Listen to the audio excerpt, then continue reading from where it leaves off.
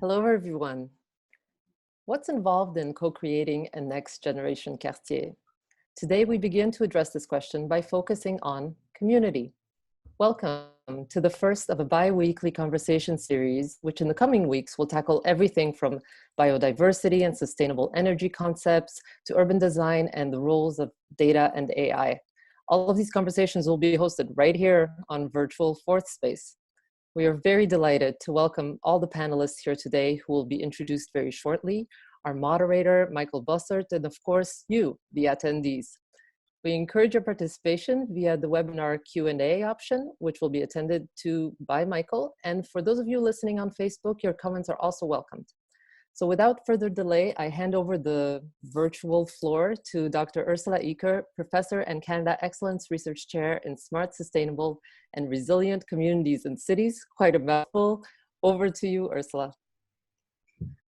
Thank you very much, Anna. I mean, that's why I like to call it Next Generation City, because it's such a mouthful. And I think Next Generation Cities sort of hits better what we are aiming to do in this new chair that started about a year ago, pretty much a year ago. I moved here to Canada from Germany, and we built up a team of, by now, about 35 graduate students who are working on all aspects of sustainable districts in a rather broad sense. I mean, from energy systems, which is my main expertise as a physicist, over building efficiency, waste management, transportation as a sort of core engineering topics. But we have, in addition to my person, we have hired 5 young professors, one of which will be also speaking, and they broaden up the spectrum to a much larger topic area. So we have philosophers, that's our main, those are our main contributors today, and Jing will be in the conversation as part of the cluster hires that you will meet later. But we also have a designer, we have a biologist for urban biodiversity,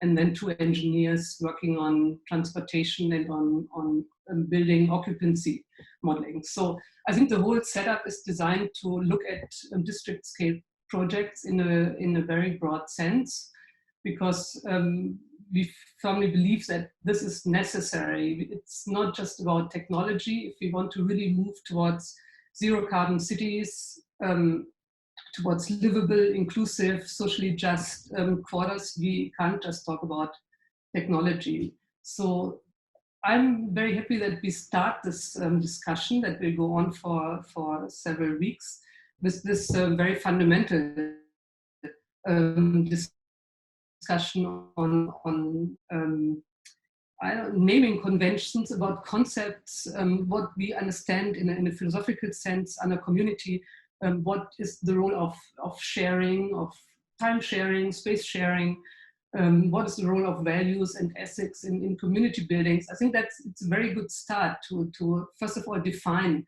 what we're talking about. And then we can, once we have an understanding of what we're talking about in this very broad sense, we can then go into details of biodiversity in the city, on energy issues, on zero carbon transformation, on waste management, and so on. So I think it's an excellent start today that we have 3 philosophy professors here from Quartier that will introduce their ideas on community building.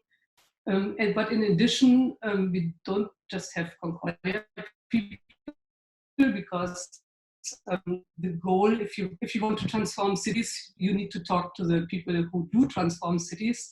So we are also very happy to have the mayor of Lachine here in the discussion, because this is one of our first case studies that we are working on. We're doing a summer course starting on June 25th to study this district with a group of graduate students. And we want to look at it in a very broad sense. So Maya, as the mayor of Lachine, will introduce her view on that district development, which is a very ambitious project here in Montreal.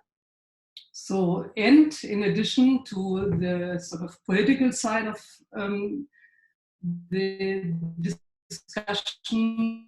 I'm also very happy that we have Nathalie Boulan here in the discussion.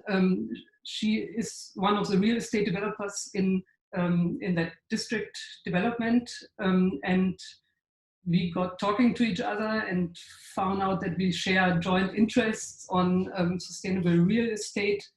But as she's not giving a talk, I would hand over the parole to Nathalie to introduce herself and say a few words on our collaboration and her involvement in the Lachine project. Nathalie. Hi, and thank you for inviting me and having crazy conversations about making the world a better place. I'm a real estate developer, but also a B Corp certified company that believes in a triple bottom line. And it's about building better things for communities and involving them from the very beginning in the design process. A couple of months ago, we accidentally stumbled upon a project in Lachine around the Dominion Bridge project. And I was blown away by the process of the community, of how they're gathered, what they want to do, the amount of thinking that they have, amazing leadership, amazing urban planners, city developers, pretty amazing about building an eco-quartier and trying to do something different. And also the process about how this is coming about is very interesting. So it was a very natural link for me to link all the work with Ursula's team into the point that we really want to build understanding as to what are the barriers to why all development isn't done this awesome way. So I think it's really exciting for Quo Vadis, my company, to work directly with Ursula's team on trying to actually show what are the best cases in the world and how do we make Montreal really inclusive and socially and environmentally just. So really excited to have Maya here as the mayor to discuss what she's going to say about what she's been doing for the last couple of years. Okay, so I hand over to Michael to introduce the mayor of Lachine. Yes. Hi everyone, I'm Michael, and it's my pleasure to introduce Maya Vodanovic. She's the mayor of Lachine, it was mentioned already, and as well a member of Montreal's City Council, who has spent a great deal of time advocating to improve Quebec's environmental protection policies and for public participation in urban development projects. She's also a painter with a degree in fine arts from Concordia University. So here's closing the loop again. So I would like to give the word to you, Maya.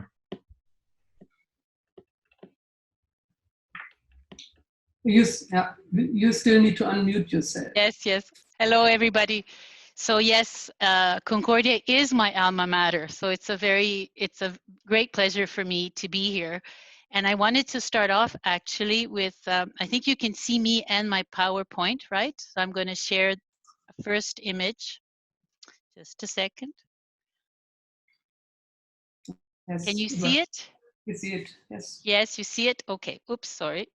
Here, so I'm starting off my presentation with a few elements here. These are objects I actually found on the huge property that we will be transforming and redeveloping. That's called Lachine East, 60 hectares of post-industrial land. And I painted those. It's a watercolor on actual technical drawings from the 19th and early 20th century found at the Dominion Bridge building. So this is a detail of a series, and I thought how I started art at Concordia. And I thought that I had ended my career as a painter when I became a politician, but what I realized with time that I've just taken arts to a different level, made it more collaborative, and my surface to work on is no longer just a piece of board or a panel. It's now 60 hectares of land that we will be creating together. So let's go. And my work here, my work has always been inspired by history. I also have an art history degree from McGill. And the history of Lachine East is tremendous, especially that site. So I wanted to talk to you at first. La Maison Le Berlemoine, which is there, is it's the oldest house on the island of Montreal. it was the fur trade museum.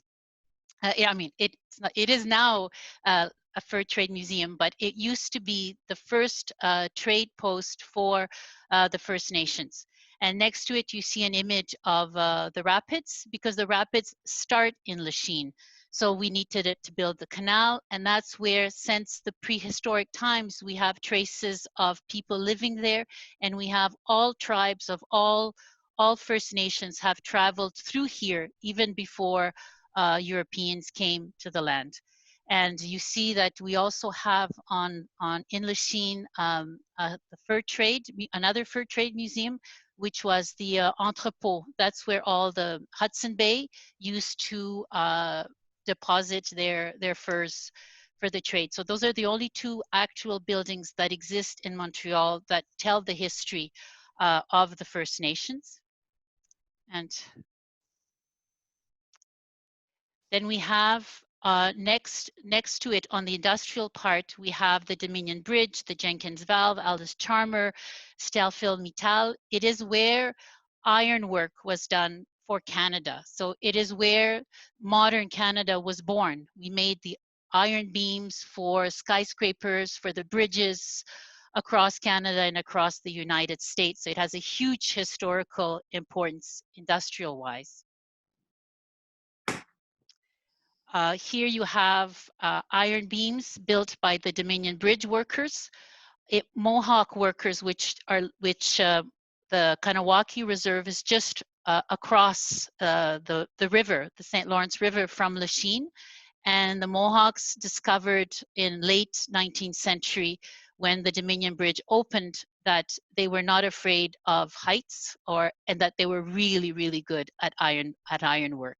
So they were employed from the beginning at the Dominion Bridge, and until its closing in the 1980s, they remained about 25% of the employees at the Dominion Bridge were Mohawk workers, iron workers, and they're very, very proud of that. And they built the first railways that connected Canada from east to west by building the railways and the bridges that connect. So it has it was in Lachine that the main post, that the engineers stayed, and the le siège social of the Dominion Bridge always was. Dominion Bridge was also incredibly important for the military industry. So First World War and Second World War munitions were made, and battleships, and they actually won prizes as the best and most efficient military production during those times. Now here is Lachine East. I just want to situate you. I want to show you that where the big yellow spot, that is Lachine East in the yellow rectangle.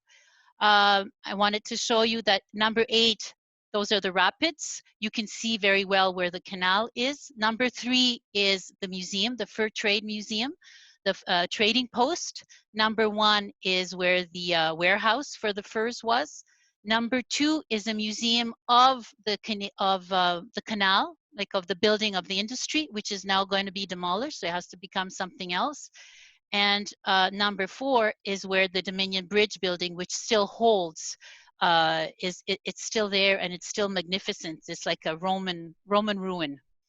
So, and what you see as a red line that cuts across the yellow rectangle, that is the first road ever that links Lachine to downtown, which was the portage, you know, where people walked with the canoes, un chemin de portage. So the oldest road, and this is where it actually went through. Okay, I just want to show you how large this piece of property is. All of this is, so there's the Spinelli, Saint-Tube. I think somebody else might be talking about this, I don't know, but it's a huge piece of land. And what is incredible about this is that all the owners of these properties and the promoters and their architects, we are all talking together now. So we can actually build something together. And even Hydro-Quebec, who has a huge project for this space, is going to be working with us. So we have a huge, I mean, we're on y choyer house. We're very grateful for that collaboration. Since 2004, this site, when the industry started to dwindle in the 1980s, in 2004, a lot of industries were already closed, and the city of Montreal said, well, we have to do something with that site. In 2005, there was a zoning change for the site to pass from industrial to mixed, but there was no planning. There was no zone for school, no zone for social housing, no zone for nothing, just kind of condo town. And citizens were getting really worried, like, how can we let just developers build anything? We have to kind of, how do we build, you know, once we saw this panel once put up, a city's born. I'm like, how can a promoter make a city without talking to the people and without talking to the mayor of the city? So we had the huge debate, a huge social movement was kind of born of going, okay, how do we get involved in building the city of the future, the city we want from this very symbolic historical site that deserves something that's worthy of the 21st century, because it did build the 20th century. So what do we do now? So we create, in 2015, I was a counselor at the time, and we created a forum where hundreds of people showed up, and an organization was born that was called Imagine la Chine Est. And they're still, now 5 years later, they're still active, they're still very strong. A lot of people who really want this development to represent the best Canadians can do. So that's us this year, yeah, where there's a whole bunch of people there. In 2015, the City of Montreal, after a lot of negotiations, said, yes, let's make this a priority. Because in order to do this, the city has to invest over $100 million in infrastructure. So in 2015, they said, okay, seems like a good idea.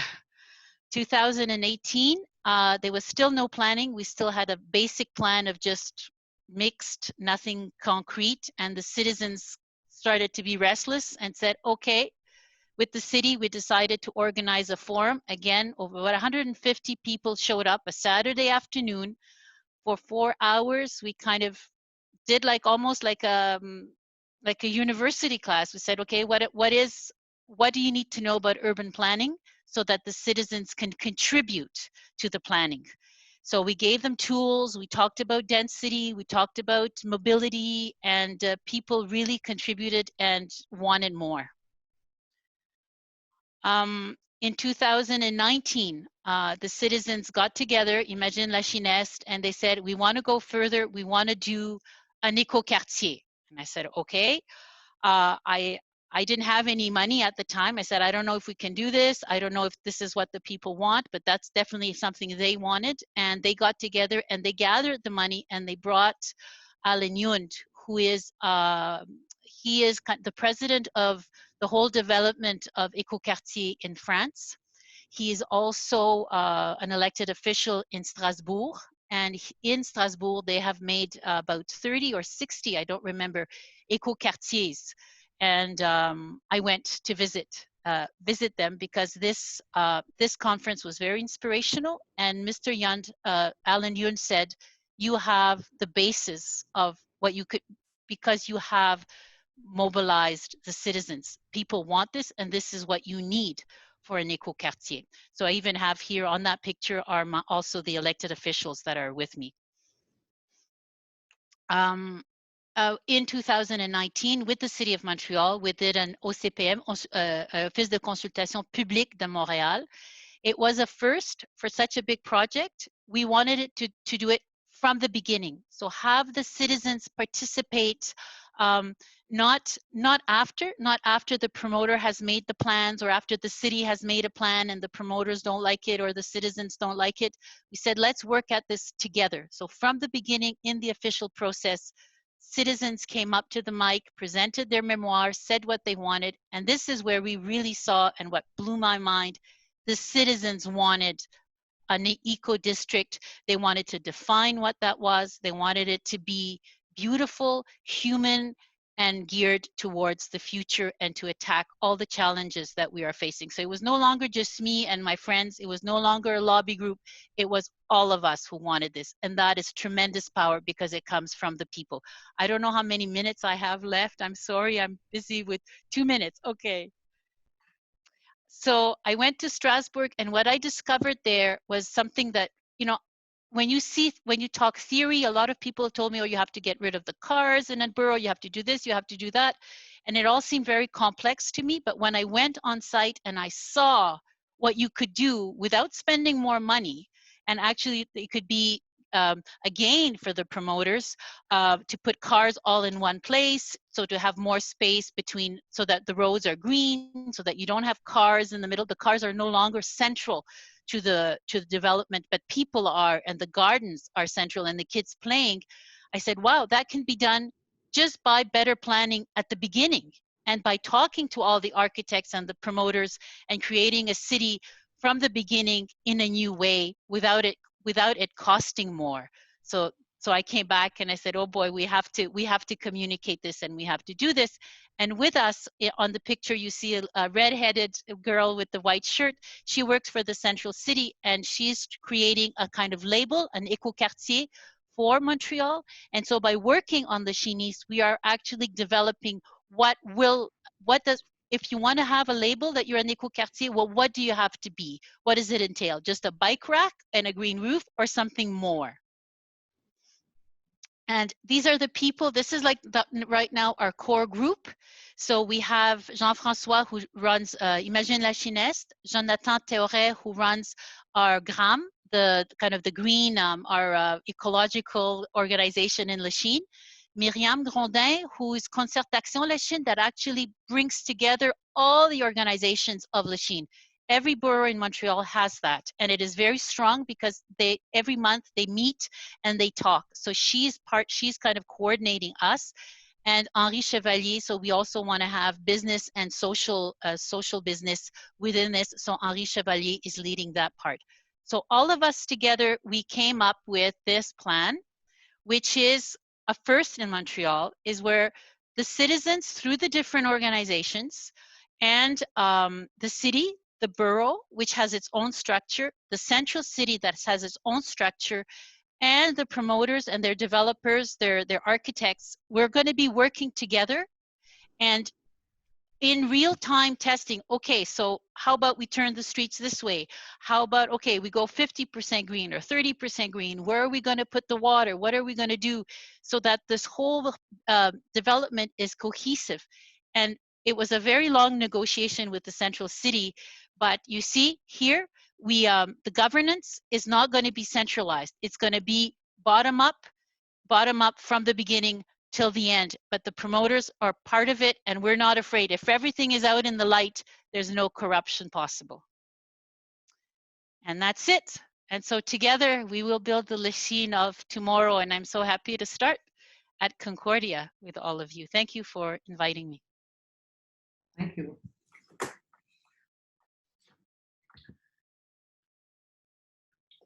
Well, thank you very much. Thanks a lot. This was impressive, very fast, and going through a huge process. It's really impressive what happened there. And I think we will have time later on to discuss about it and link then the following presentations to it.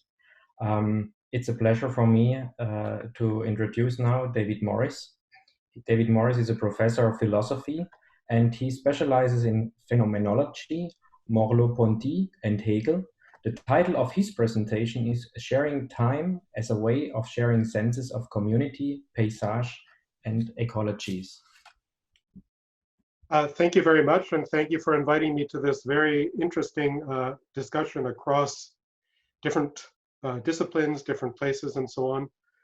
I've prepared a little movie about my presentation, and I just might preface it by saying that Lachine is a place I often bicycle out to and through in the summer. I really love the park out there and the way to get up the West Island through that park as a turning point, or then go down along the riverfront. And I wish I had been able to go out and shoot the movie in person there, but I had to make some things up. So I will now try and share my screen with you.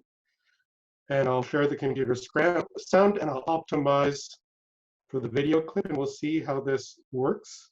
If I say share the movie. In talking about community, we should notice how sharing time is crucial to co-creating senses of shared neighborhoods, quartier. I'm going to draw this out by reflecting on our lived experience, and then I'm going to build on that to note how experience can open us to deeper scales of time, beyond us. In turn, this can help us notice how our neighborhood places and communities neighbor on deeper times of natural environments that sustain life and breath. These environments, these demand our attention when we design eco-quartier. The present coronavirus crisis makes it easy to notice how shared time couples with shared senses of communities and neighborhoods. We notice how our senses of time and community rhythm together and sustain one another. This is because, in isolation, many of us experience time as adrift. Monday drifts by unnoticed, Wednesday gusts away into the week at large, the month of March slackens into a strange lull. Living neighborhood rhythms are disrupted. A sense of shared community dissolves. Shared time slumps and melts. Time is becalmed, the wind taken out of its sails. Contrast that, say, with the sense of community that a neighborhood place like, for example, Falafel Saint-Jacques generates. This springs from a flowing rhythm of regulars walking in and others dropping in from further afield. You sense there's a shared time flow here, playing out in a well-worn pattern between regulars and workers that ramifies and repeats previous encounters. In this remarkable case, the repetitions extend further back through time, through greetings and rituals of at least 4 languages: Arabic, Hebrew, French, English. Each language brings into this place longer scales of shared time that go back to other places and communities from which people have come to return here to share food and time together. These rhythms, on different human timescales, weave together, co-creating a sense of this falafel shop as an institution that is one of many anchors of a larger neighborhood community. Such experiences help us notice what should be an abiding principle of place design, that place design is also time-sharing design. To cultivate co-created senses of community places and neighborhoods, it's crucial to cultivate co-created rhythms of living and moving together through places. That's what street festivals do, for example, but it's also what sidewalks, paths, and parks do if and when they invite people to move and dawdle in them and bring people together in proximity. Like jazz improvisers co-creating their song and shared time, places that invite time sharing invite co-created melodic readings of this here place that we inhabit together.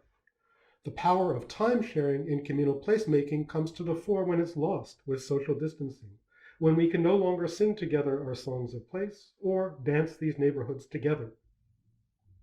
We can draw on this design principle to notice something all too often forgotten in usual ways of landscaping community neighborhoods, a sense that we humans are not the only ones living here, that there's a greater biotic community inhabiting this place, and that we and other living beings live within a deeper scale of time. On the scale of this deeper time, our present landscape, which now appears so solid and grounded, is merely a passing wave or a gust. Our sense of community is and always has been a co-creation with life and time well beyond our own community. Paysage, the French word for landscape, nicely captures this. It's also a word for passage, and that emphasizes how our sense of surrounding landscapes is bound up with shared passage through them, a passage in which we share time with horizons of activity far deeper than those of our individual lifetimes. For many indigenous communities, this is a manifest feature of the surrounding world, perhaps most powerfully indicated in the songlines of Aboriginal peoples of Australia, where each passage through the land is a passage through a songline of a deep past still there. But we colonizers of this land forget, or never remembered. This place here, this river, was not always as it appears now. It once was under a glacier or water. The land was different then. If we go farther back, the atmosphere too. Here I'm drawing on French phenomenological philosopher Maurice Merleau-Ponty, who shows how our experience of the world hinges on time and place structures like paysage. I also draw on the geologist Marcia Bjornerud's book Timefulness, how thinking like a geologist can help us save the world. Bjornerud's book reveals how different our surrounding world and climate change would look if we grasped them on the timescale of geology. On that timescale, we see that the Earth didn't always have an atmosphere. Living beings have always been changing the atmosphere. Indeed, living beings created the atmosphere that we now take to be our bedrock, against which climate change is a terrible deviation. Bjornerud's point is that we can better address climate change when we understand that in geological time, such change isn't abnormal. It's part and parcel of a much longer process in which living beings don't inhabit an atmosphere that is a fixed background apart from them. Living beings and atmospheres are and always have been co-creative of one another. Grasping how we as living beings are responsible for this ongoing co-creation opens different ways of thinking. The difficulty is that the human, generational, and historical timescales on which we typically share senses of neighborhood and community render invisible this deeper timescale. We see the river now flowing. We don't sense the time out of which this river and landscape flowed. That's the timescale on which our climatological responsibilities become palpable, unavoidable. How might we bring that to the fore in designing communities, paysages, and eco-quartier that confront us with our environmental responsibilities? I'm suggesting we need to consider temporal dimensions of design. Imagine that our landscaping of places around us builds in efforts to timescape. For example, our landscaping can build in places for community gatherings at solstices, when we can mark points where our human calendars rhythm and sync with seasonal time, and thereby deeper cycles of planetary time. Such celebratory gatherings would clearly be revivatory of community when we do eventually burst our isolation and breathe air together again. But solstice celebrations are also long-standing practices of communities that live land together. These gatherings rhythm communities into longer seasons of living time. Imagine creating celebrations that could bring into our lived experience these longer scales of time. We might do this through augmented visual and sonic technology, which could manifest this place now against its deeper, longer geological background. We could thereby not just celebrate the longest day of our year, but the birth of this place with its rivers and terrain from longer cycles in which the very possibility of our breathing, of atmosphere, is born and gifted to us. It's within these cycles that our lived time is co-created, and our enduring responsibilities are born. In short, when we build eco-quartier, let us remember that life and all human designs are built on sharing a time that passes into a time that goes well before us and after too. We have forgotten this in claiming this land as ours. This place is not ours. Like all places, it's born of a deeper time that has gifted us with breath and life. To have our communities remember this requires not just decolonizing place, but decolonizing time.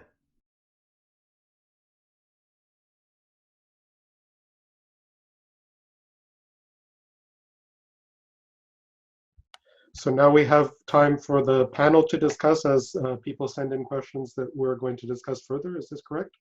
I really do love Lachine. And it's remarkable that you're the mayor of it, especially the artworks in that park and the canal and the whole layering of different histories. It's quite manifest when you go through it. And it has a very special feel as a textured community with so many historical buildings along the waterfront and then industrial buildings in the back, and the way it interfaces with the river and so on. So I wish I had been able to go there and make a film for this occasion, but I just had to pull stuff from other things. Okay. So. You're welcome to come back. I plan to. I hunger to return. So.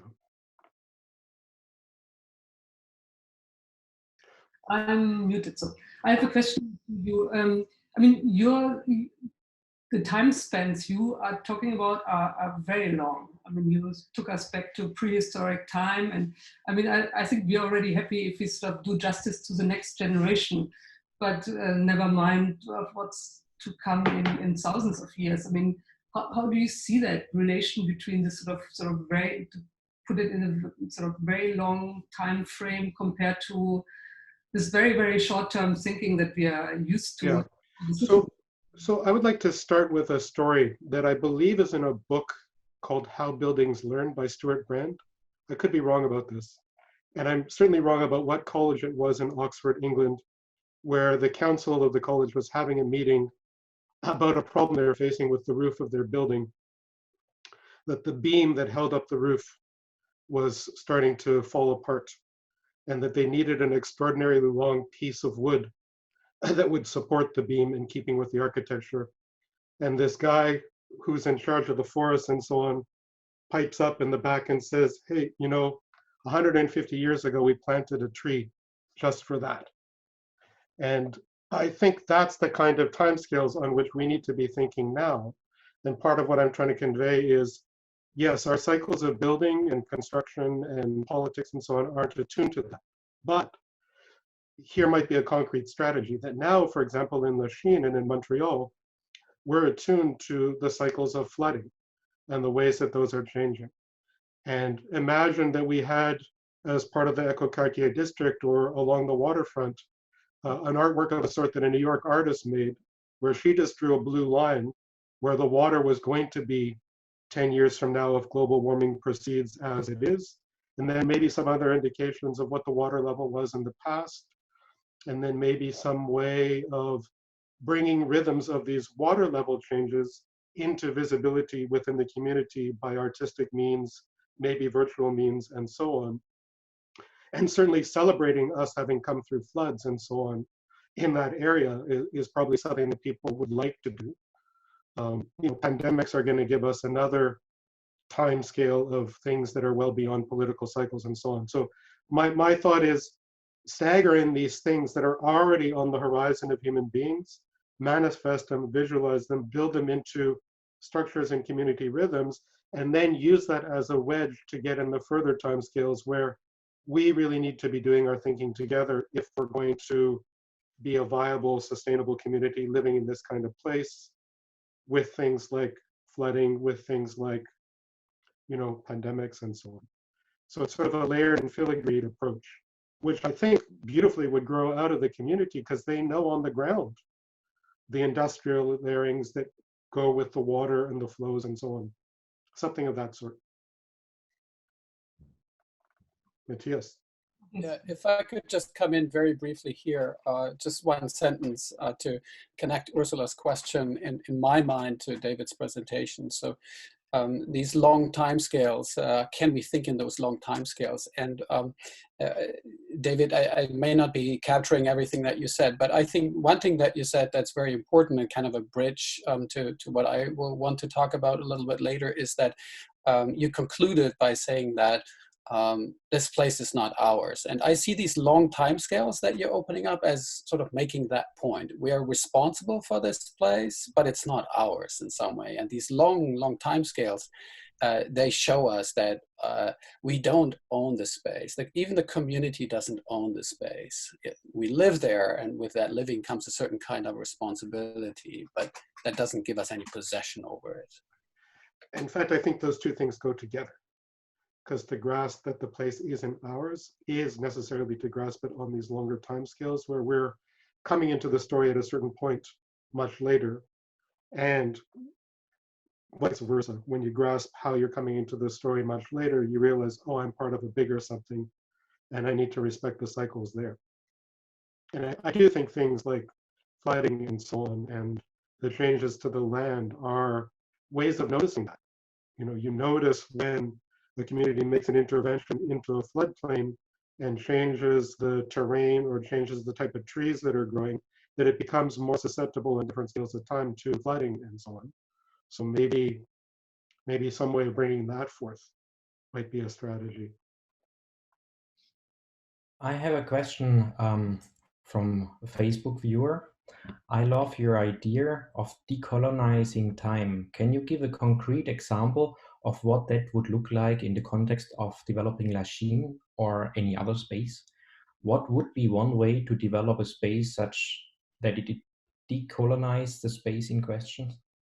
Well, I think part of what I'm thinking there, and it's not a fully developed thought, is a lot of literal colonizing comes with coming in with a time of work to be done, calendars, years, events, histories, and so on, that are brought with the colonizing culture. We bring our calendar, we bring our holidays, we bring demands that such and such be done according to our rhythms of trade and so on. And I think layering back through different approaches to the time of seasons, trade, flows of people, and so on, taking historical and indigenous views into account is one step to decolonizing time. And then another, I think, would be to reveal that all of these rhythms of time that human communities inevitably bring together, because they're trying to live with the natural cycles that make certain demands of them. All communities figure out different ways of doing it. But seeing how that's a kind of response to resonating with time cycles that are on a grander scale, both seasonal and longer term. So, I mean, this is an idea, it's a venture, it's not fully worked out, but I think the thrust would be to not have the presumption that the way we decide to divide up time into years, electoral cycles, even, here was the beginning of when this community started. All of those filigree into further things and edge into deeper times. I think edges of things are very important to consider when you're thinking about environments. Lachine is beautiful for that because it's on the edge of the river, the edge of canals, an edge of history, it turns out, with this oldest settlement there. It's sort of like paying attention to what can seep through the edge is on the other side of it. That would be a strategy, and I think bringing indigenous understandings of time and cycles into this would be another edge to find. Thanks a lot. I hope it was the right answer for the person. It'll never be the right answer. Right. Your presentation reminded me of certain design theories, especially expressed by Bruno Latour, that promote humility in processes of designing and creating. In recognizing the importance of non-human life, how do you see humility manifest in a massive development project such as Quartier Lachine Est? I think that's a very nice question, and I hadn't been explicitly thinking about Latour, but I think the questioner is right to pick up on this sort of resonance about humility, responsibility, respect. I think increasing probably the range of participation to which you're responsible and opening up. I mean, humility, I think, happens when you respond to something that undermines the presumption that you might have had that you know how to make something go. And I think that's not something you can achieve on your own, right?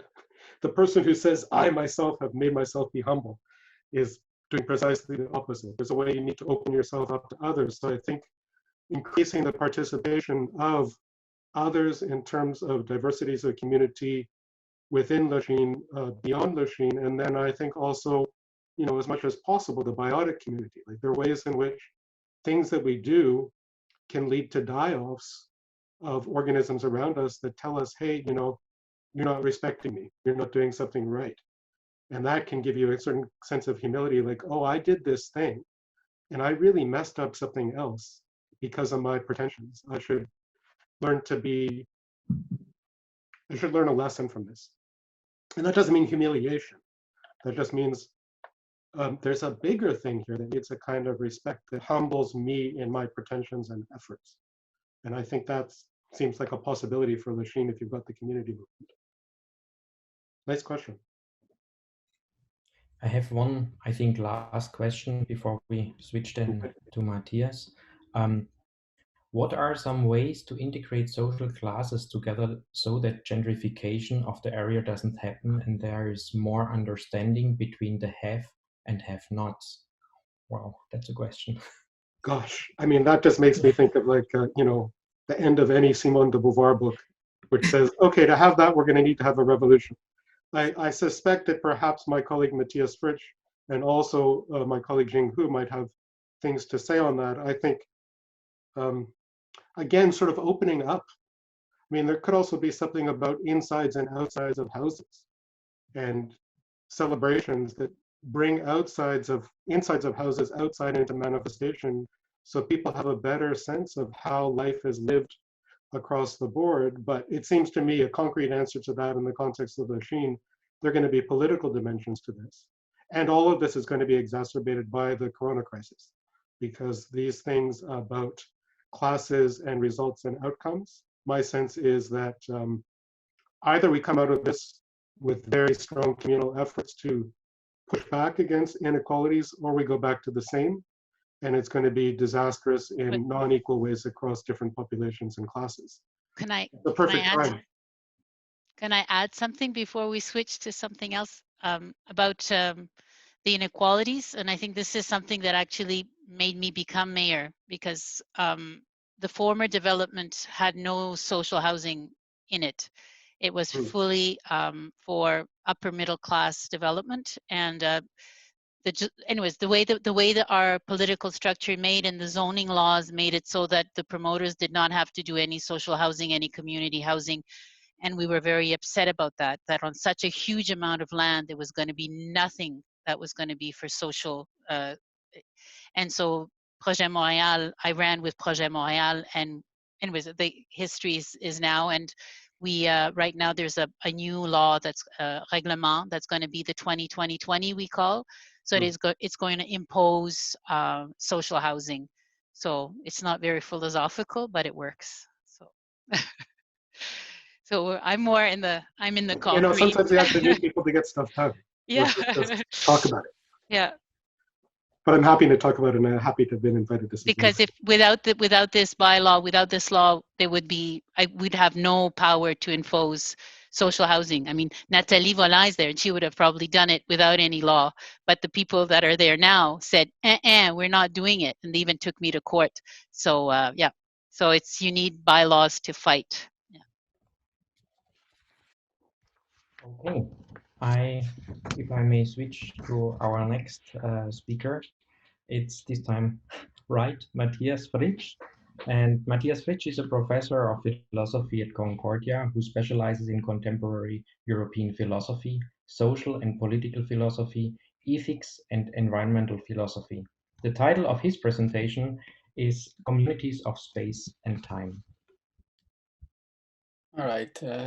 Thank you so much for inviting me. I have to share my screen if you bear with me for a second. And I'm very happy to be part of this discussion, which is very enlightening for me. I've already learned quite a bit. And I hope you will forgive me for also be speaking in a somewhat abstract way here. That's what we philosophers tend to do. And I hope that in the discussion we can make some of these ideas more concrete, and even better, of course, if they find acceptance in the community and can be implemented in some way. I also know Lachine quite well. I don't live there, but I go there often with my kids, hang out there by the water, and bike there and so on. So it is, I'm very happy to hear of this Quartier project. And from the mayor presentation, I was very happy to learn that there's a lot of community support for this project and a lot of community involvement, which I think is excellent. But I was asked to address the topic of community, and I will try to do that by talking about the relationship between mostly community and space. I think David focused a bit more on time. I focus a bit more on space, but time comes up here and there. So we might wonder, what is a community? And communities, we might say, are groups of people who participate in an activity or a scheme of cooperation, or share a feature or an object. And here are some examples of such objects. I think they already came up in particular in Maya's presentation on the history of Lachine. So their traditions, their customs, their inherited life worlds.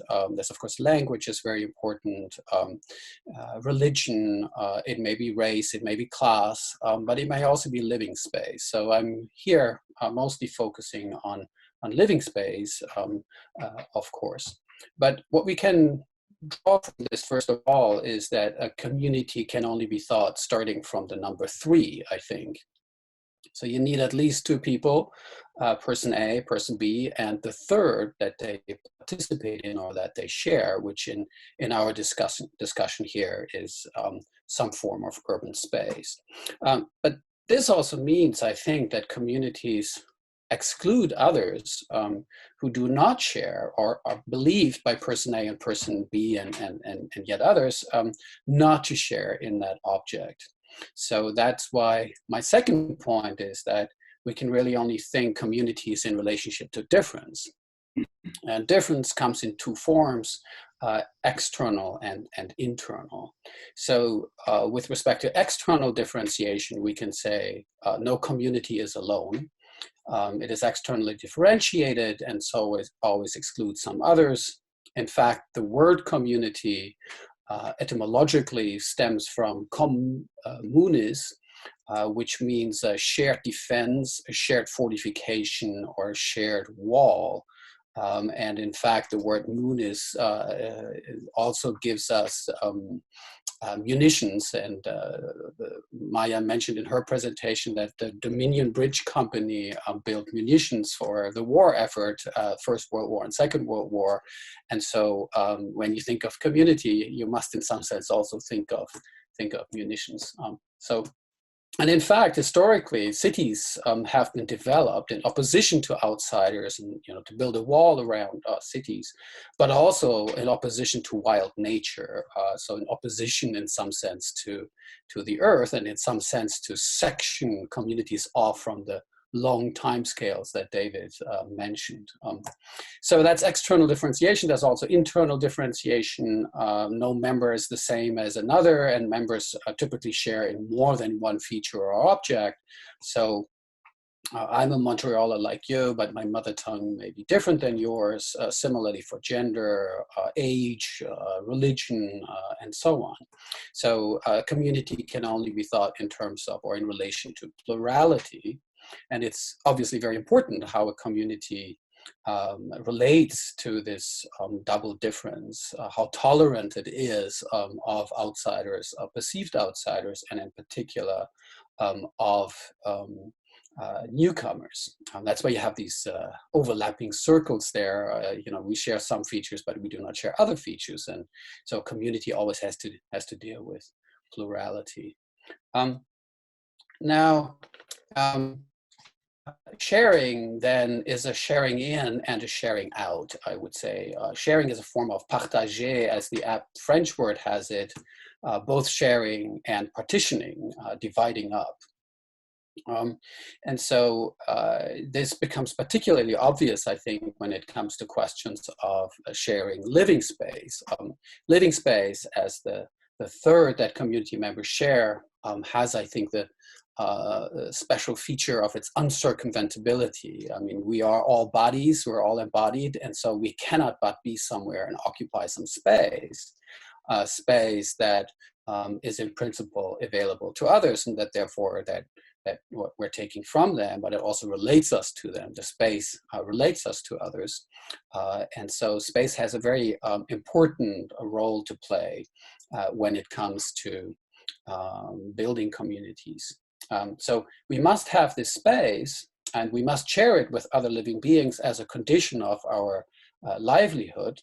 And some of these are other humans, but some of these, as David also emphasized, are non-human others on whom we depend.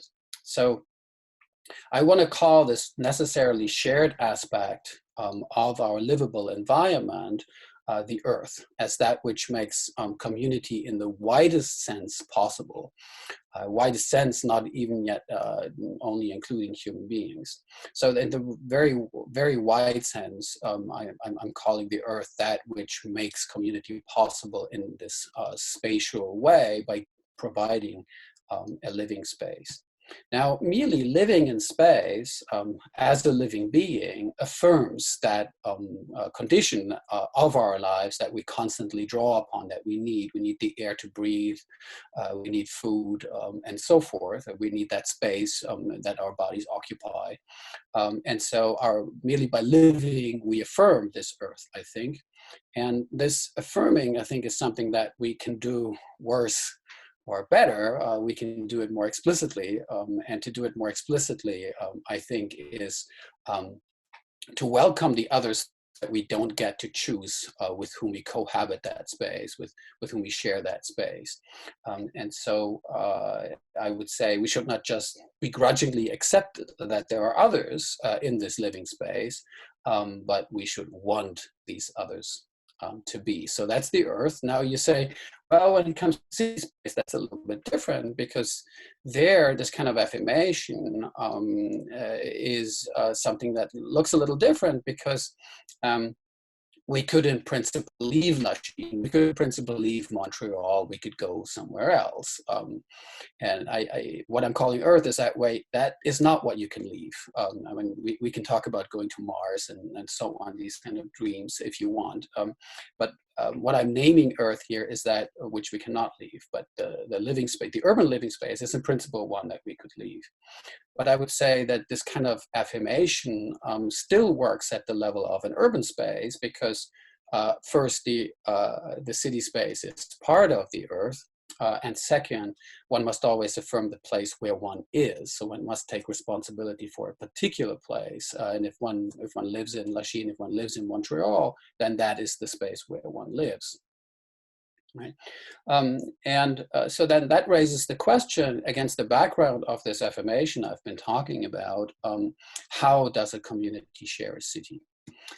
So the how, of course, here is very important. And I would say, well, we share it by dividing space, but we also share it over time with preceding and succeeding generations of city dwellers.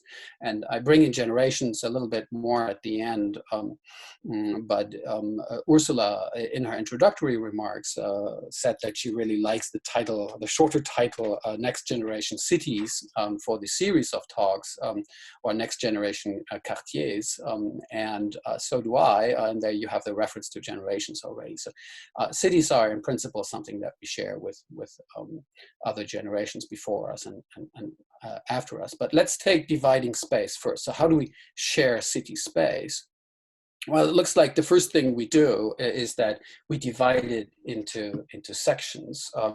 And here, the standard model is cake cutting, right? We share a cake by cutting it into pieces, and each one gets a piece and consumes it, and that's how we share it. A city, of course, is not shared just like that. We do divide it up into separate sectioned off areas that we call private, or that are our homes. And to some extent, you can never avoid that, I think, because again, our bodies occupy space, and that is a space that is ours individually. But these individual spaces must be connected, and it looks like Eco-Quartier Lachine is very good at that.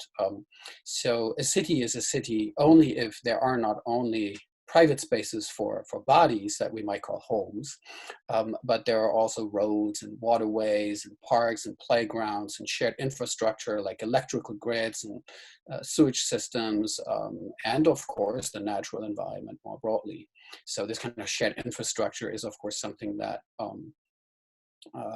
Ursula and her team are very, very good at thinking through how to do that in a resilient and sustainable and communal way.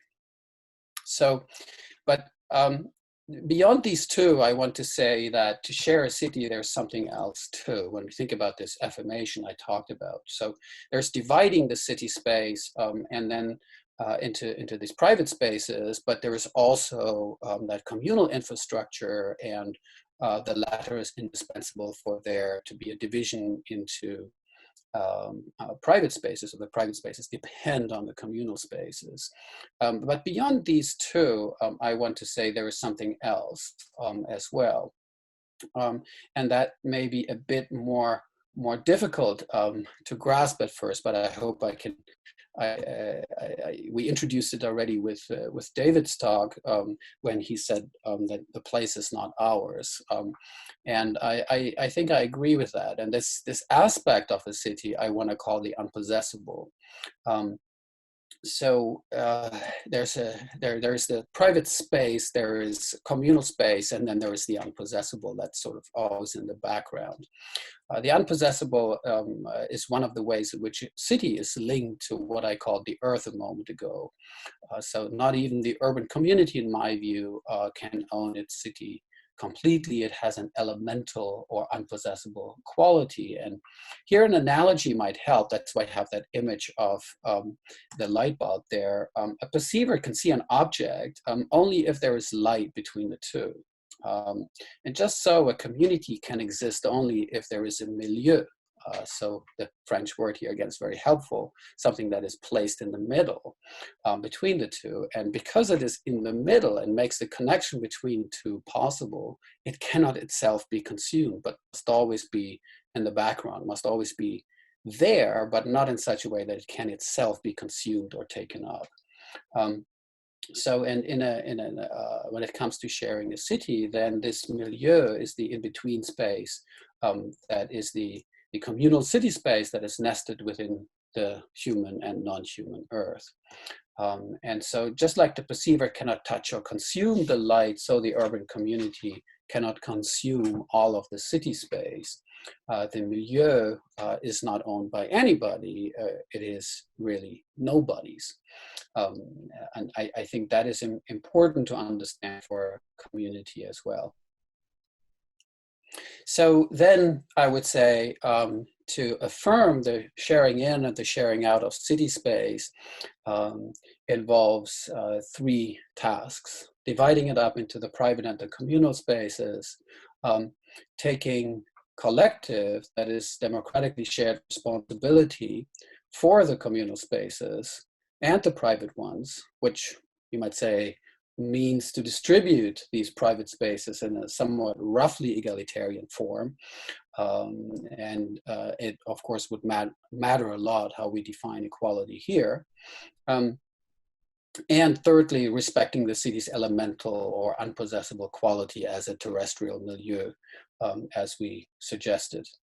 Now, coming towards the end, I want to suggest that this elementality is related to both plurality and to sharing by time.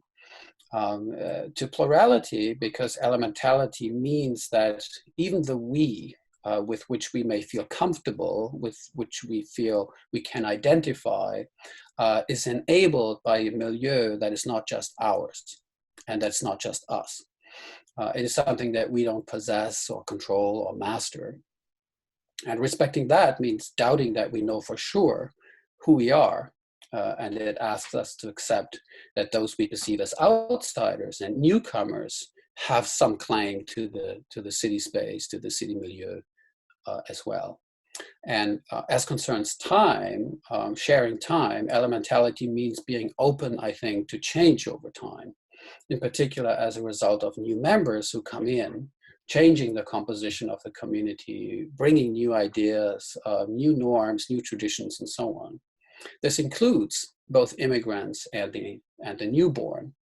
Thus, to share the city by space involves sharing it over time with newcomers too, letting go and handing over the city to others after us. And so this is my last slide here. So affirming the terrestrial city as both ours and as unpossessable, I think involves sharing it across time, being open to change and welcoming newcomers. That is why I like the title Next Generation Cities and Next Generation Quartiers. And the title indicates that urban communities share space now, but also share city space across generations with those before them and those after them. And so we should not forget, I think, that an urban community only makes sense as a transgenerational community. A city exists over stretches of time exceeding our lifetimes, so that we, the present generation, must hand over the city to the next generation. Most urban infrastructure projects wouldn't make much sense if we did not expect the city to last beyond the presently living generation. So I think with respect to a project like the Quartier, we can always ask ourselves, what if there wasn't another generation of people in Lachine? Would it still make sense to invest so much of our efforts into it? And if the answer to that is, well, probably not, or a lot less so, then I think you see that the future generations are already here. We're already anticipating their presence. And that means that we should respect that presence. I think we owe that presence something. And then there are also, of course, so-called creeping problems that affect cities and have a transgenerational aspect. So creeping problems are the kinds of problems that are cumulative over time. It may not seem like much over the stretch of 5 years, or maybe not even 10 years, but over stretches of 30 years or 40 years, 50 years, you see that there's a real problem there. For example, urban sprawl or a city's overall greenhouse gas emissions and their link to global heating. So how do we share a city across time then? Well, that's a big question, of course, but I would want to leave you with the thought that we should consider ourselves taking turns with the city. So just like we take turns with bicycles, or if you go to the Lachine Canal and you rent a canoe, you're taking turns with that canoe. And then if you're taking turns with it, there's certain kinds of responsibilities that come with that. How should you leave it for the next turn taker, for example, right? So our task today is to give a fair turn to the next generation of Montrealers. Taking turn respects the unpossessable, I think, as well as our communal responsibility for the city. We own not the city itself, but our turn with it. Thank you. Okay. Thank you, Matthias, for the presentation. It's a bit over time, but I think we should involve also our two external guests. I mean, we talk to the Concordian people a lot of time, but we don't have Maya and Natalie very often in the conversation. And there's actually an external question that goes directly to Maya, I would say. I mean, how can a communal space be completely unowned in a city? And how does the government, the mayor's control over the respect of space not collide with the unownedness of the community's milieu? I mean, this question, what does that mean? And could you maybe, do you have some thoughts on that? Or Would you like me to answer? Is the question for me, or? yes. Yeah, actually, it's something very strangely, maybe you think, but it's something I actually think about, because I've worked a lot with the First Nations, and they always say it's not our land. It's not our land. You know, we are passing through. And so whenever someone says this is mine or this is our city, I always have that in mind. It's not ours. We don't own it, and that is. And me as mayor, I don't feel like Lachine is not mine, and that's why I think that, and the project is not mine either. It's ours, and I think because I keep it open, people can come in and shape it, and in some way, it always goes the right way because we are connected and together. And if you, I don't know, I'm not a philosopher, but as that resonated in me, the idea that it is not, we don't own it, and when you own it, you almost kill it. Like there's something very violent about that. So there, that's my my unphilosophical answer. Well, that's And a very good answer. Thank you for that. And also there's another thing I should have actually brought my work, because you talk about inside and outside being together, and in all my work I have the indoors mixing with the outdoors, and people standing out kind of on a stage within a city, and there's always this communion between the person and the city and the inside and the outside. But I'm not a philosopher, so I couldn't see how that related at all to what I'm doing now, but maybe it does. Yeah, it's like kind of on an intuitive level. Maybe I can That's add excellent. a component to that. As far as being able to design as a public spaces for a private project, because it's private money often that goes in there. I think the beginning aspect is that we need to understand, who are we designing it for? Are we designing it for profit and our shareholders, which is often the case, or are we actually designing it for the end users? And the end users should not just be the owners and the renters of the space. The end users should be the community around it. So I think that's a very strange concept for most private developers. But a lot of the projects that we look at is we start with the communities and find out what they're missing. And even if you don't own any space, later on, whether you're in an office space or a retail space or a residential space, we always make sure that in all of our projects that there is public space, not because we have to, because we want to. I think it's really important that communities are only better if they're inclusive. And they're only inclusive if we ask the question. And I think that you spoke initially about humility. I think that's a very interesting way of putting it. I think we need to be humble to realize that this is not about us. Something was very interesting a while ago that someone talked to me that we should design for 7 generations from now. That really stuck in my head. And maybe I'm an old social worker, so it's really important to me. But whatever we design and build should be something that I could be really proud of, where my children will come and see and say, like, my mom did this or whatever. So I think that if we start looking at that as actual private developers, we're not going to have so much of the theoretical thinking, but we can actually take the beautiful things that you spoke about in your philosophies and make them happen. Because everyone now realizes more than ever the connectivity that we need. Being stuck in our homes and not being together, we realize how much the importance of outside and in really matter. And you will make more money selling spaces that people want. So it is a win-win situation. It's not one or the other. Michael. I have one more question from the web audience. As expert who works on the site on the grader for the citizens, is there a danger of creating a standardized model for citizens in our beliefs of creating the best place for the future citizen of Lachine East and forgetting a real diversity of the now and then citizen? What is just the beginning of the question? Is that, what is the danger? The danger of creating a standardized model of citizens in our beliefs. Is there the danger of making it too standardized? Well, we live in a very standardized world already. I mean, everything is the same, stores are the same, and the buildings are very, very similar. There's always kind of the same formula for everything, and we're trying to do it differently. So we're trying to have a more open model where we can think and invent something different.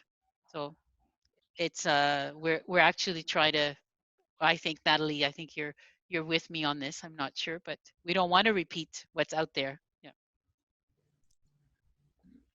I think the concern was a little bit about a standardized citizen, so the model citizen that we have in mind when we design city spaces. And that's I think one of the reasons why I stressed differences and plurality in talking about community.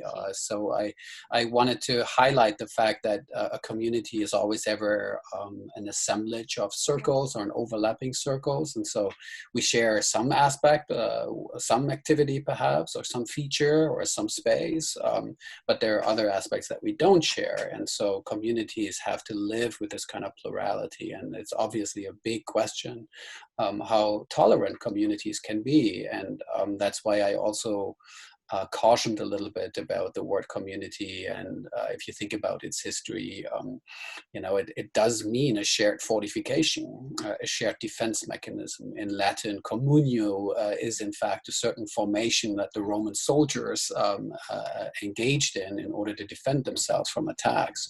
And so the word community translates into shared wall.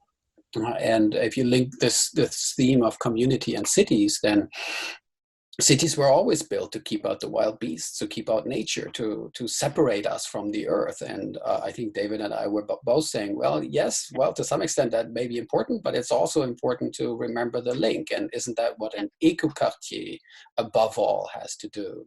I have the answer. I can answer that. I can answer that. You know why?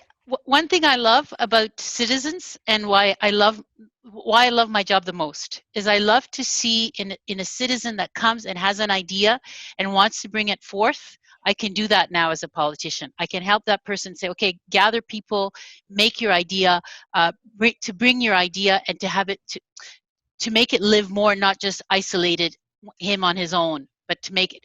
And today we need, and the more we are people that are engaged, the stronger we are. And today we have to defend the world. Before we had a fortification and we had to fight off the enemies around. Now we have to survive on the planet. So we have to work, all of us together. So that's a completely different mentality. We can't have walls anymore. We have to work together and connect all the creativity. I think that's what we're doing here. Connect all the minds in order to solve the problems that we have now, because we have to survive globally, not on individually. So this, I think the project that we are doing now is I want to put the basis of what needs to be done across the world in the future so that we have no carbon, like how do we fight climate change? I want to do that with everybody that wants to participate and to solve it, because walls will not help us. And I think everyone is realizing that now. Thank you so much. This is really fantastic. And I just got the permission that we can slightly overdraw because we're running a bit late. So because the discussion is getting really interesting. So we are allowed to overdraw. Definitely. So there was one more question here that relates to what you said. I mean, wouldn't the net zero development be outside of the standard concept? This is a new concept that is clearly a new norm.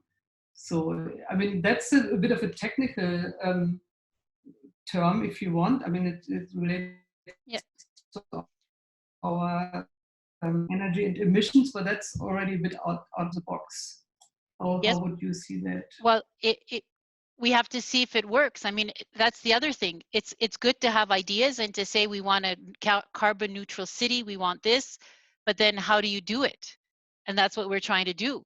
Can Natalie build it and not go broke? How do we do it? How do we do it so that it works? I have to get a tramway to come in, so we don't need cars, and it's coming. So there's many things we need to put in place for this to work, and then we can say, okay, this is the formula that we can do. I mean, we could say our objective is to have zero carbon emission Montreal, but how are we going to do it?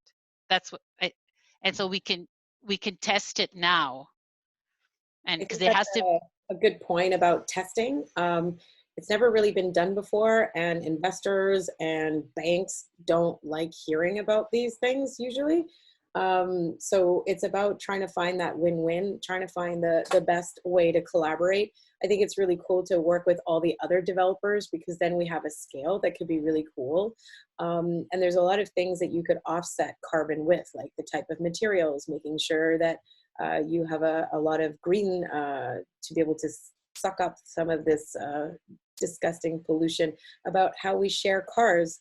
If we actually create a walkable neighborhood, then we don't need to drive. Like if we can have everything within 10 minutes of what we do, like there's a lot of things that we can do that don't cost a lot of money as long as we think about it. So I think people get very concerned about, what does it mean to build an eco quartier? And I think that we have to just start somewhere. And I think, Maya, we were in a conference the other day and someone was talking about if we waited for perfect, we would never do anything. So I think it's really interesting if you look at the other concept of progress rather than perfection, that we can just test stuff and we're going to fail wonderfully, but we're going to get there one step at a time. And if we don't start something, we're never going to get there. I was fortunate enough to be on the committee for the Plan d'Action Climat for the Mayor Valérie Plante. And I think that we have some pretty strong ambitions in Montreal coming up to 2030 and 2050. And the construction industry and the real estate industry in general has no idea how to do that. So we can only get there by putting one step in front of the other. And I think that that's what we're trying to do. Maybe not perfectly, but one step at a time. Yeah, and I think we definitely need another series on financial innovations. More than necessary. I mean, before we switch, David, did you want to say? Well, just a very quick comment. An insight is developing here too. Matthias's point about the unpossessable is about our openness to something beyond us in time and space. And just noticing hydrocarbons, we get them buried in the earth way back in time from somewhere far away. And it lets us pretend that we can close ourselves off in our cities and in our houses. Whereas it's interesting, wind, solar, water energy, you see the places where the energy is coming from as opening up beyond us, right? Like, so having the presence of water, wind, solar, it's sort of a community that sees that happening needs to see, oh, this is coming from somewhere outside the community, right? It's sort of like these are, hydrocarbon can sort of build in a pretense of being walled off and bundled up in a barrel, whereas solar, wind, and water can't. And that might be something to put into your Quartier, like as an educational project. Gets us to notice where this stuff is really coming from.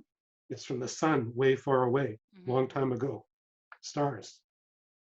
They're part of me now. That's beautiful. Yeah. That's beautiful, yeah. Fantastic. Can I just make a very small point, Michael, if I may? And that's just to say, humility has come up a few times, and humility, in fact, comes from humus, the Latin word for earth. Oh, It's wow. the dirt, it's the soil. Yeah. Controversial. Controversial. No, I think it's humble. Humble means close to the ground. And of course, that was, people were humble. There were those that were of lower classes because they had to work the earth, the peasants in particular. Okay, thanks a lot. I would like to switch now to Jing. She was waiting for quite a while. Thanks a lot for your patience as well, Jing. Jing Hu is an assistant professor of philosophy and a faculty member of the Canada Excellence Research Chair team of Concordia. She studies how moral emotions such as empathy, honesty, and shame relate to altruistic behaviors and city characteristics. The title of her presentation is Shared Experiences and Shared Emotions. And I hand over to you, Jing. Hey, thanks. So just to correct, I wasn't waiting patiently or impatiently because I was listening to this wonderful presentation and discussion, and a lot of it is really related to what I'm going to talk about in the following few minutes. So let me just put the presentation on. Right, is it on? Yes. Okay, great. So today I'm going to talk about the relationship between self and the community through shared experience and shared emotions. So I think that really fit very nicely with what David and Matthias have talked about so far. So instead of talking about, sharing communities through time or the theory of sharing, here I am going to discuss a little bit about how do we situate ourselves in the community? How do we see ourselves in relation to the community that we are part of? So I'm going to start from a little bit about what got me interested in this topic. So while I was working on a few negative feedback emotions, such as shame and guilt, I realized a phenomenon, which is that in our mainstream ethical theories, shame is disproportionately criticized as an emotion. So don't get me wrong, it's a bad feeling. It's not a pleasant thing to experience shame, but that is not the same as to say it's not a valuable and effective emotion, right? So if we can think of the sensation of pain, it's bad, but it's very effective in keeping ourselves away from danger. So what is that special about shame that resulted in it being so heavily criticized? So I kept thinking. So we may think about other emotions like guilt, but on the other hand, guilt is a lot of times celebrated, thinking, oh, guilt is a good emotion. If a person knows when to feel guilt and when not to feel it, it means, it shows a very good sense of morality, but not so much for shame. So, and I got really curious, and also because in many cultures, Confucian tradition included, which is what I work on, and also in ancient Greek philosophy as well, shame and a sense of shame are viewed as extremely important, and some would even celebrate them as virtues. So some might say, well, maybe shame is bad, a feeling of it is bad, but maybe we can say a sense of shame is good, it's valuable. So that's a very easy step for us to make. But it seems to me, from what I worked on, it seems that the problem this ethical theorists have with shame is rather that it does not fit into some of the concepts that we use nowadays. So for example, moral responsibility. We like to believe we're only responsible for things that we like to believe that we're responsible for results of our own decisions, of our own choices. And guilt could fit perfectly into it because we feel guilty for things we did wrong. But if something bad that just happened and we're not responsible for it, then we are not going to feel guilty about it. We feel bad about it. But on the other hand, shame does not quite work that way.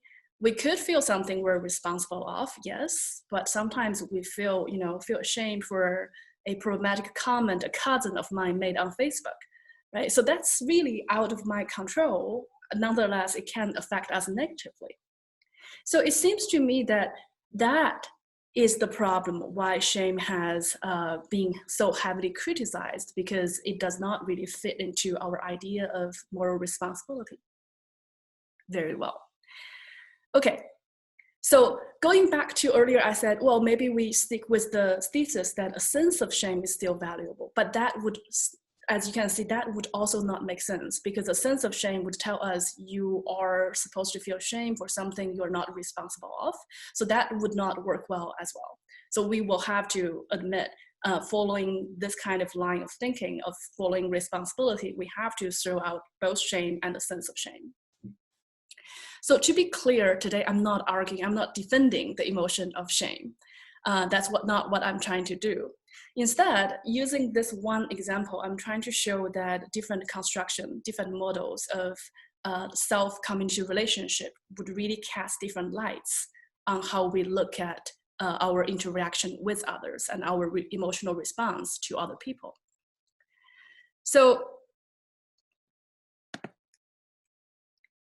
right. So shame is a reflective emotion in that it makes us think of how we appear in other people's eyes. So it's very interesting in that it's reflective. So in a sense, we are actually in control of it. It's not very entirely passive. But on the other hand, the content of it is about how our standing in the community, or how we appear, how we think we appear in front of other people's eyes. And Bernard Williams, very importantly, but sometimes neglected, quote was that shame is about the standard we evaluate ourselves against, and the standard are really the internalized others. It's the others' gaze and others' opinion that we internalize in ourselves. And so on that note, I want to talk about there are two different models of self-community relationship I want to stress here. One is the individualistic self, and one is a relational self. And perhaps I can illustrate them with this, right? So in this first picture, the rat Smurf is on one side of the picture and by himself. So it's a kind of understanding of the self as a confined entity that is very different in opposition to the other people around him.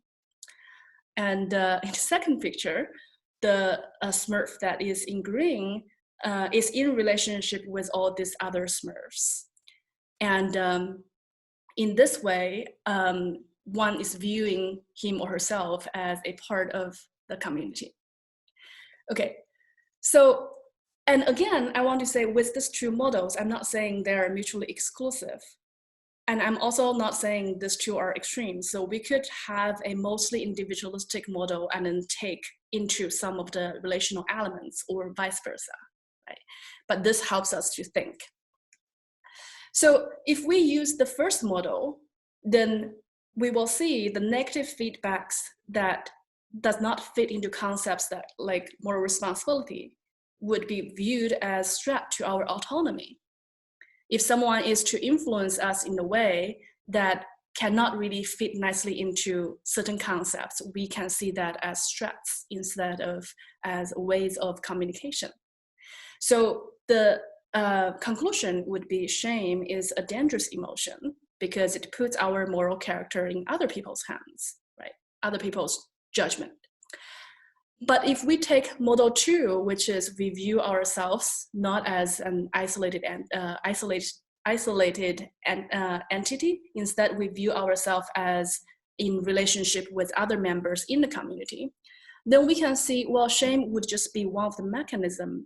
It's a negative feedback mechanism that need to be regulated. It's important to maintain, and the function of shame to maintain this communicative channel between ourselves and the community. What the community think is okay and what we think is okay. So some of the other implications that would follow from the second model that I'm talking about would be that, well, shame sometimes could, or a sense of it can be a desirable quality, or even sometimes a virtue. And also that we do have a mechanism that making sure that we're responsive to community's feedback, no matter positive or negative. And also, a little bit surprisingly, it means taking matters into our own hands, actually, because not to forget, shame is a reflective process. It means that if someone were to enforcing certain values upon us, through this reflection, we can say, no, we reject that, or okay, I choose not to internalize that value. So it makes this interaction between self and the community a more conscious, deliberate, and reflective process, instead of the first model, which is guarding ourselves against this kind of stress. So, and the last point I want to stress is that with this model, we can also see that shame or the kind of negative emotions we experience, they're not experienced in isolation. So sometimes when we have certain values that's unwelcomed in the society, one individual, if we use the first model, would like to think, you know, this is totally a personal matter. But if we use the relational model, we will see actually a lot of people are responding to similar problems, and they can interact with each other. And eventually that could result the changing of social values. So it's a very dynamic way that if we use the first model, that is not going to be able to explain. Whereas the second model would do a much better job with that. So I want to end on a more practical note. So having said so much about self-community relationship and the emotion of shame, I want to end on a more or less practical note that there are many ways to facilitate the second model. And I think a lot of them has been mentioned by Matthias and David earlier on, including, you know, including incorporating different cultures, norms, and then rituals, and then from different members of the community. And that all requires public space and also some kind of activity that's public communal activity. And in Chinese philosophy, we have this one term which is called li. Sometimes it's translated as rituals, and but it's really broad, so it can include religious ceremonies, but it can also include things like shaking hands, or now like social distancing, ways of greeting. So it is through practice, and it's through giving this kind of space to practice amongst members of individuals that we will be able to facilitate the second kind of model, with one seeing oneself as embedded in the community. So that's all.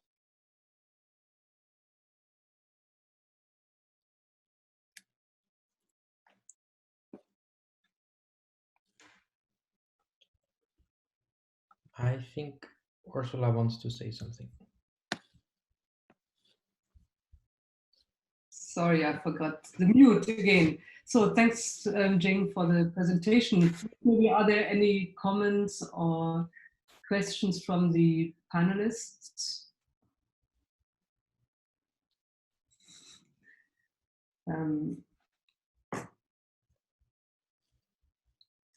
I mean, I want to come back to you. You said it was a more practical point. I don't think I got it at the end. I mean, I think we all probably in this round agree that the relational model would be better than the isolationist. So I think that's pretty clear. But I mean, how that can be furthered by a community design? I mean, what would support it? I mean, to have more this relational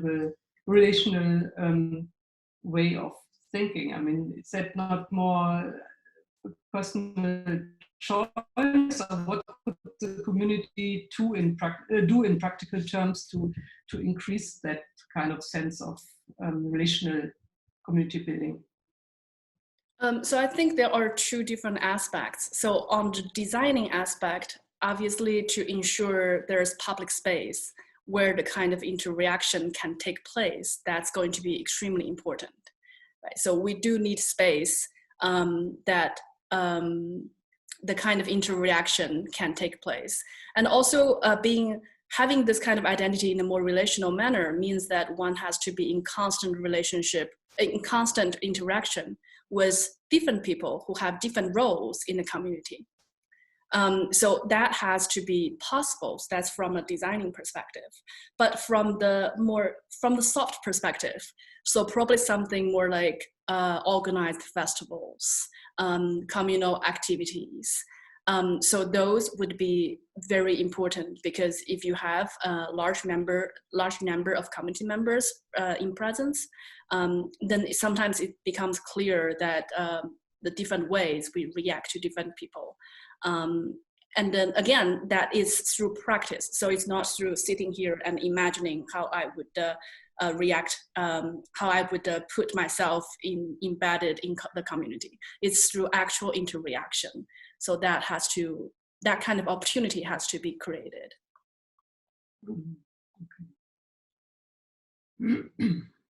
I was interested in that concept of leap, and one of the things you mentioned in it was social distancing, and that gives me perhaps an insight into something that might respond to Ursula's question, just that it seems if I'm understanding the concept and your point about shame as a communication channel and so on, social distancing is a milieu that visibly and audibly makes present to us now some of the responsibilities and obligations that we bear toward one another. And it's sort of easy to encounter somebody transgressing that, because it's manifest to us that, oh, something that we need to be doing together here has been violated, and somebody might show that in their face, body, etc. And it just seems like this earlier point about enclosures and communities walling themselves in, it seems like the sorts of things that we need to respect on environmental scales are often beyond the edge of visibility and so on. And yet we can sense that, you see that in a kid who's playing gently with the cat. There's something that could be violated here, and they pull back from that. And I do think, Lachine in particular, this waterfront edge, right? If you could make manifest that here you need to have a proper distance from these edges that are fragile, where we interface with the river and so on. And, having that be a place where we can mutually see that this is something that we need to respect. It's sort of like boundaries of sharing and so on. That, I think, was part of what I understood with the interesting point about social distancing. And if you can make that manifest in terms of proper distance from the environment as needing to be left alone as outside of the city to inflow into the city, and you can do, the water's edge is such a powerful place for that. something like that might Yeah, be. so I want to add a little bit. I think that's a very good, that's an excellent point, especially that a lot of times when it comes to Li, and when the reason why I brought shame up is because the mild and trivial cases of shame, a lot of times is self-enforcing. So it does not require other people or the police to ticket you. It's something that we would subconsciously follow, and if we do violate it, the people who we interact with might subconsciously give us a look or say something. So it's really self-sustaining and self-enforcing norms. That's a communal regulatory tool. I think Maya wanted to say something before. And She was raising the hand. I think Matthias was first before me. Okay. So please. Oh, thanks, Maya. I think I'm just asking a relatively straightforward question of Jing and the question of shame, and that is, so the second model of shame that I think you prefer, the communicative model of shame, requires constant interaction with the community. And since we're talking about eco-quartier, we're talking about sustainable cities, the question is, can you be in this kind of communication with future people? That is, people who do not yet exist, or they're still children. So can we feel, to put this in a more direct way, can we feel shame before people that we're not yet quite in a community with? That is, in other words, they don't exist yet, but we expect that they will exist. So shame before future people. No, thanks. Thank you, Matthias. I think definitely, yes, we do. And we can feel shame in front of people who do not exist yet or had existed before. I think it was Natalie who was talking about earlier that you want to develop the area that, the children and then, possibly grandchildren would be proud of. So it's because shame is reflective in a way that we think it's important how we are viewed in other people's eyes. So it's not actually how we're viewed in other people's eyes. It's a reflective way. It's what we think. So if the individual were able to think, oh, there were people who existed before me, and there will be people who will exist after me. So if that is brought into their attention and then thought of, then yes, we can feel ashamed in front of or be proud of a community of people who are not here yet. Yeah. Excellent. Very important. Okay.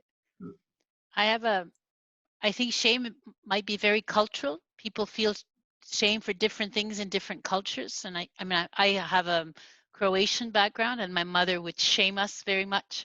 Shame on you for this. And I've noticed some children react or feel shame, and other children do not feel shame. And so, I did think a lot about that. But as one thing that makes me think about all these discussions from the beginning to now, we were talking about different citizens, and if we're talking about shame and how we see us, how we think that others perceive us, and how that can be good or bad, I would like to bring forth something that I feel is a subject within Lachine and in other communities, and it's a philosophical thing, and it has never really been resolved in politically. And here it is.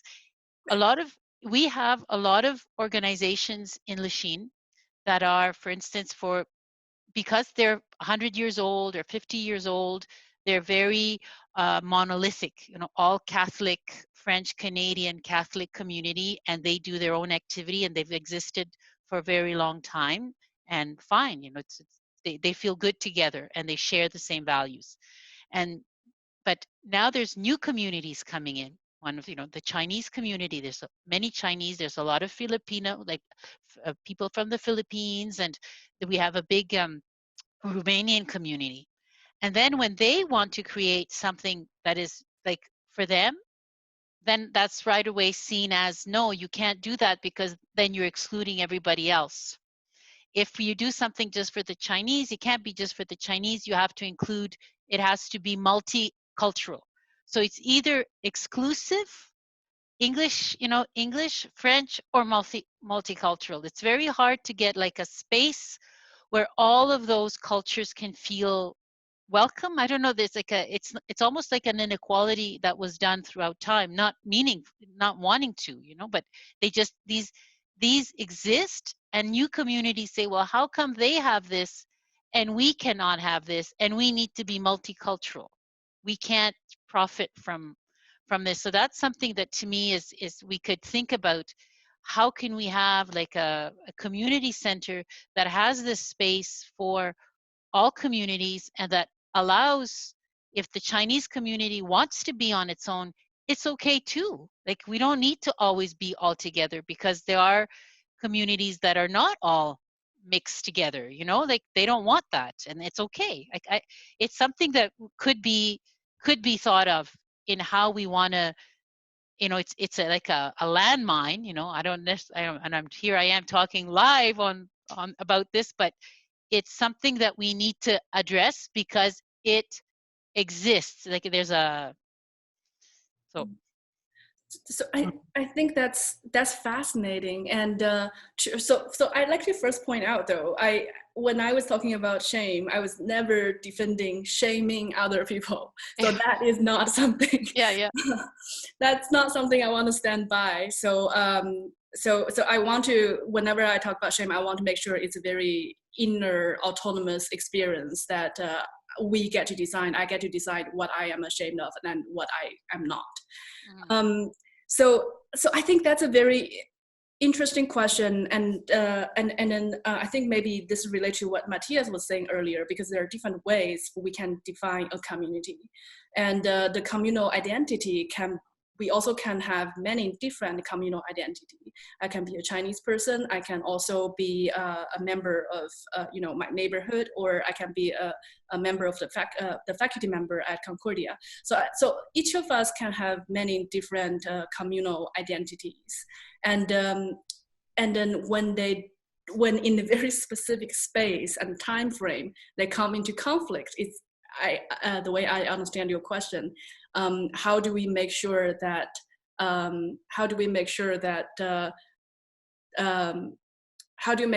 in certain confined space and time that they can different communities can coexist and interact with each other?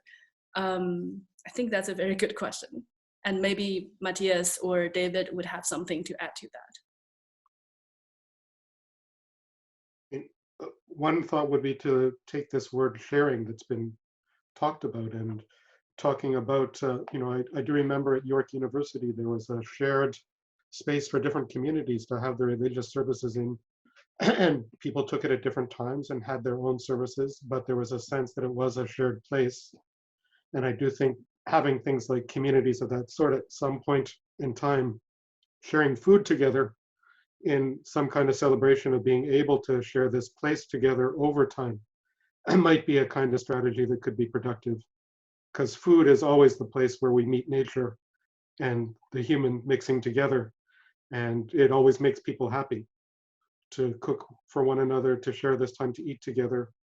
Maybe having something like a design for that in your Quartier as a place open to different communities, but I think always the openness of this community to the other communities and the ones that are going to come in further. You've been talking about this series of waves through Lachine. It seems like one of those edge places like Kensington Market in Toronto or so on, where successive waves of people come there because it's a good place to start. And setting up a facilitation of that in the design might be an excellent thing to do, where, well, this community isn't any longer needing it, but this new community is, and now we're handing it over to you. And then you mix them up, mixing, I think. Natalie has something to say. Because Maya knows what I'm going to say. Yeah. Food is central, at least to the design of the Quo Vadis piece, because there's a lot of developers on the property. But I come from different cultural backgrounds, including my husband. Like we call each other the United Nations a little bit. And something that is really important to a lot of people is food. And even when we hold our community gatherings to try to co-create all of our different spaces, we always do it around food. Because if you bring food to the table, it's amazing how many people talk differently or even show up. So one of my first questions to Maya and the community was about this crazy idea to turn the public park into an urban farm. And being able to look at how we can use edible trees in an edible forest in a very different manner, about bringing the îlot de chaleur down. We're working with Table des Chefs on other projects, who is an amazing nonprofit organization who uses food waste to actually help schools. And now during the COVID time, like if anybody can go on what they're doing, it's insane. They've got all these restaurants working together to make food for people in need in the COVID times. So it's about pivoting. We also want to be able to bring in different farmers groups and bring back a shared sense of community on the property in one of the heritage buildings that we want to save. So our entire design is actually around food and welcoming. So I'm glad you brought that up, because it is something that I think should be part of the design from day one, because it's a way that we can actually realize that we're all the same. It's also how we can bring different economic groups together, because everybody needs to eat well. And how do we bring down food costs, and how do we, there's an elementary school that might be coming into the area, and how do we get the kids to actually learn about farming early on? Lots of really cool discussions about food security, and not just for the site, but for all of Lachine. And then working with the merchants groups on Notre Dame and creating like a whole synergy about how we can connect people together, private and public land, but in a way that we can all realize that we're all humans and we have got that shared humanity, which is very important. Yeah, Matthias.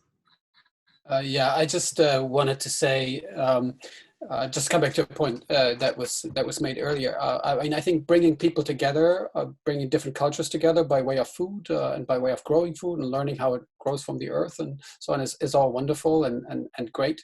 But I also think that it's important to remember that communities are about respecting differences. And so there are new people in the community and they have a different culture. You have to respect that. That is, community means living with plurality.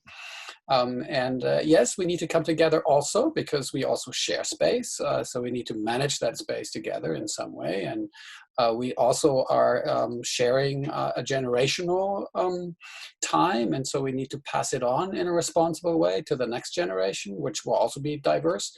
And so there are ways in which we need to come together. And here is where political structures are also very important. It's not just about cultural meeting places, not just about architecture and so on, but it's also about the political structures, and that's why it's wonderful to have the mayor here, because you know we have a democracy, and the democracy is supposed to help us out here in managing diversity. Yeah, I have something to say. Of all the places, of all the activities within Lachine, it's the gardens, it's the community gardens that have a true mix of communities. It is where, you know, someone from Kenya will be growing their own kind of vegetables that they like, and then they'll share it with the Portuguese lady that's next door. It's really, and everybody's together, everybody's gardening together, and everybody shares the food, you know, and it's really a place where all communities come together on a very equal, very human level. You know, we were talking about different groups not being able to connect. Well, the community garden is the best example of where it really, really works. I didn't see any, there was no shame, there was no awkwardness. Everyone was on perfectly equal ground. Perfect. I think on that positive note, we could come to an end. I think we had a very interesting, lively discussion, and I think we came up with quite some new dimensions and even revolutionary concepts of communities. I mean, from decolonizing time, I mean, I I'm expecting unheard of community celebrations in this new district to happen that we haven't seen. I mean, not owning the land, taking turns. I think this whole discussion about private property, I mean, that could be also quite a revolutionary discussion that we touched here. And from Jing, we saw that we don't just need to talk about it, we need to practice it to get this community building to work. So thanks for this. I mean, and obviously from Maya and Natalie, we learned about a fantastic project of a large size in Montreal, very bottom up, very much fitting to our own approach to addressing cities' problems, because we also believe it's best done bottom up and with the people and the very concrete problems that need to be solved on site. So I think the combination of a project that's going to happen here in the city and this very sort of fundamental thinking of concepts of how it can be different from what we've seen so far was truly inspiring. So thanks very much, everybody, and see you again in 2 weeks. Yeah, there. I want to quickly give an outlook. Sorry. In 2 weeks, we're thinking about, as we speak about a series, to continue speaking about urban biodiversity and well-being. And it would be a pleasure if some of you could join again. And we see that the time is too short, but it should be a good brain food, sorry, when we speak about food already. And it was a pleasure to have you with us as panelists, and thanks a lot. Okay. Thanks everybody from For Space. Thank you to all the attendees who stayed with us for the last 2 hours as well. We appreciate it. There are so many questions we couldn't get to, unfortunately. They will be shared with the with the panelists. So we could continue the conversation. Obviously, it's a good conversation to have and keep going. But for now, we will say see you next time, and check us out. All the schedule for all of our events is on concordia.ca/4, as well as on our social media. See you at Fourth Space. So see you next time. Thank you very much, all. Okay. Bye.